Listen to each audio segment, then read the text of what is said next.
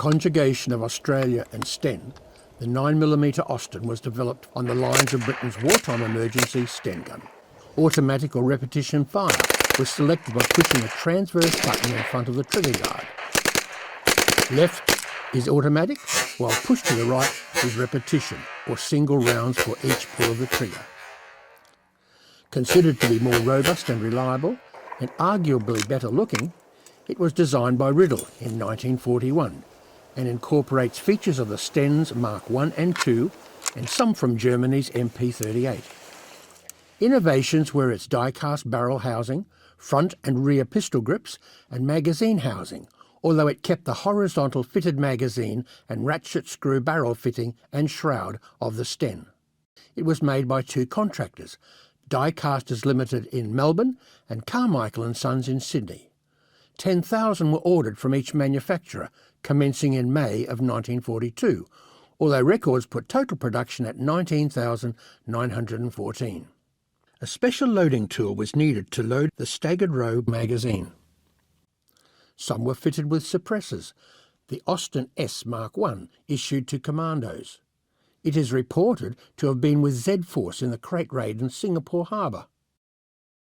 An advance to the Mark II model saw 200 made by die casters, although it can be regarded more as a trials model. At the end of the war, the British nomenclature was adopted. The Austen and Owen were designated machine carbines.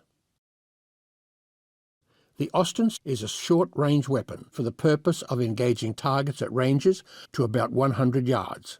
This weapon is especially useful when on patrol or for fighting in close country, such as jungle, woods, and in towns and villages.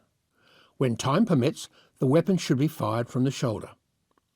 Submachine guns are automatic weapons, operated usually by the recoil of the fired case acting on the face of the breech block or its equivalent.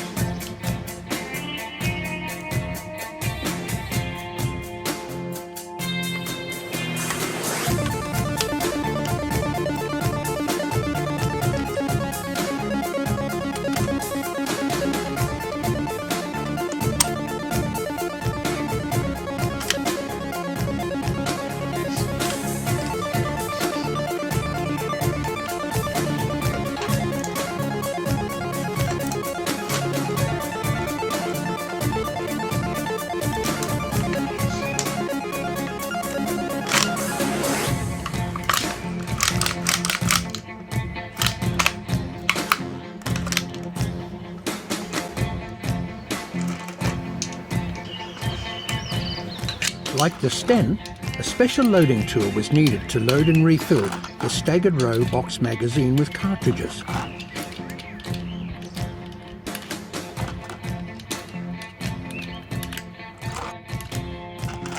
Typically a 30-round magazine, it was instructed to be loaded with only 28 cartridges.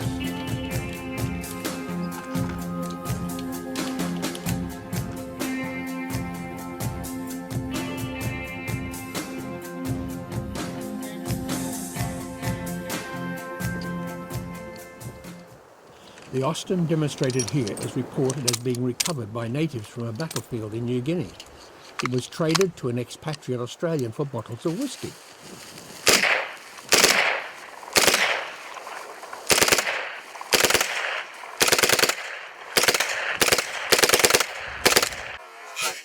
The local administrator told their owner that they would be confiscated if they remained in his possession, so they were forwarded to a Tasmanian gun dealer.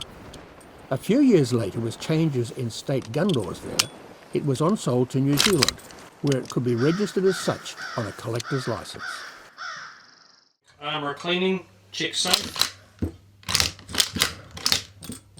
Action left forward, take out the two tools from the folding stock.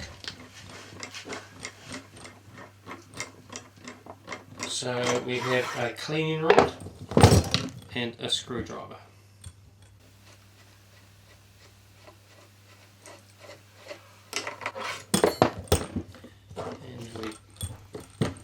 Around the folding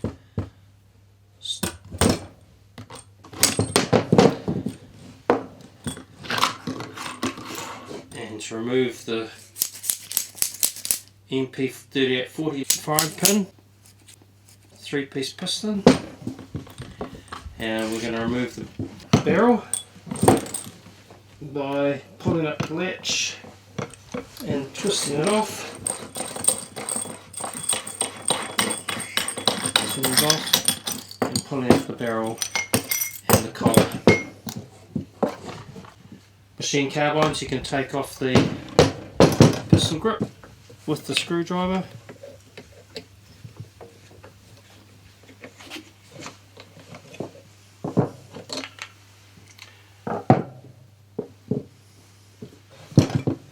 Give them a clean.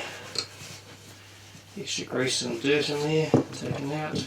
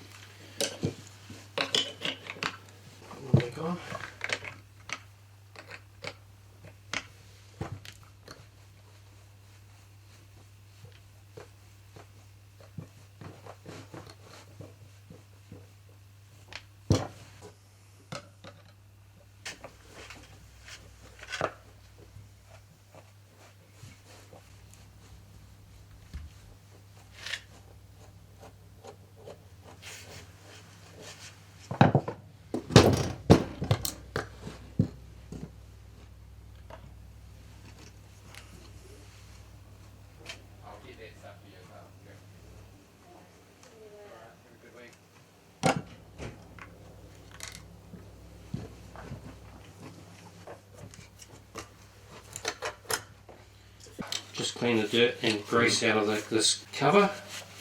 It covers all of the trigger mechanism and springs. Clean a wee bit of the excess grease and dirt off there, off the housing. A little bit of oil on the springs.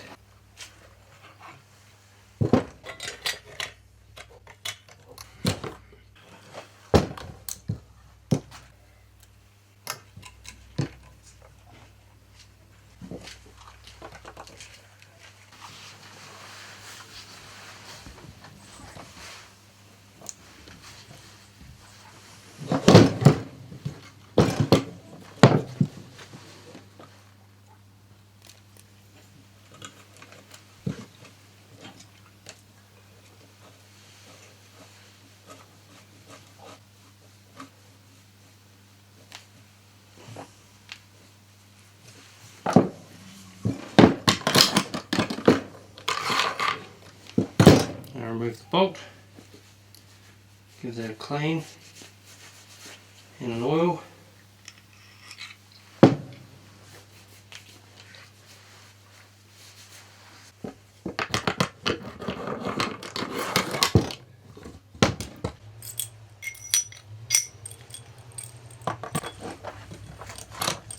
If it's a lug,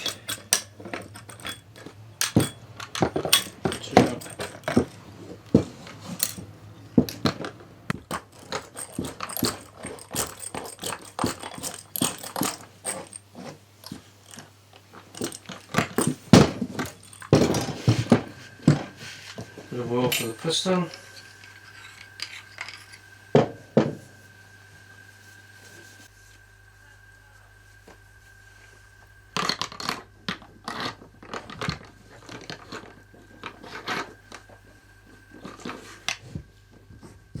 And slide on the holding stock group.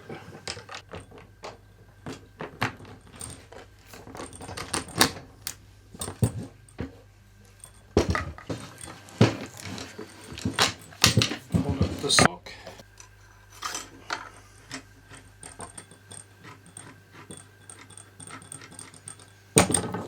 Pin rod on the left hand side, screwdriver on the right hand side.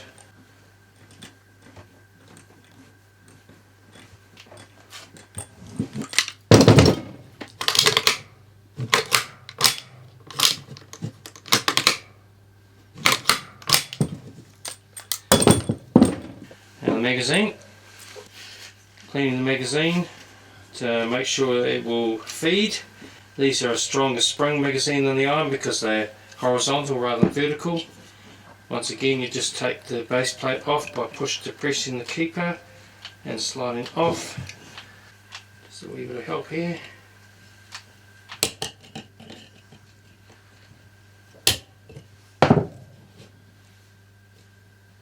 Catching the keeper and the spring and the follower. Cleaning all the excess dirt and grease and carbon off.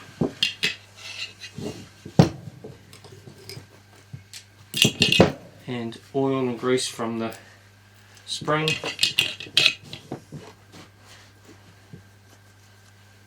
Right. Feeding back.